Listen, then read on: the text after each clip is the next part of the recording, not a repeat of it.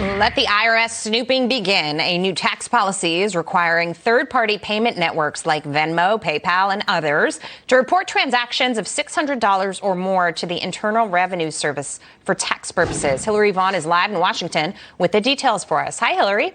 Hi, Jackie. Well, the idea behind this rule is to catch people cheating on their taxes or make sure people are paying taxes they owe on income that they're making. But the new rule is really not going to put a bullseye on billionaires. Instead, it's going to be a big burden on a lot of small businesses, people that get paid by their customers and clients for goods and services through these apps like Zelle, PayPal, and Venmo. So this new rule would say transactions in those apps over $600 for goods and services now have to be reported to the IRS. This hits people like hairstylists, housekeepers, those in the gig economy, small shops at trade shows.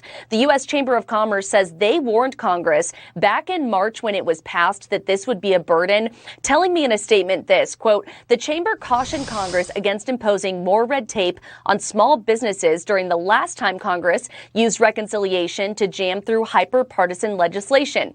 This is another bad idea, and we should be helping small businesses navigate through the complexities that accompany tax season, not adding red tape and increasing audits." This only applies, though, to taxable income, not money that you may get transferred in these apps from friends or family. But some people say this still exposes people to more IRS intrusion.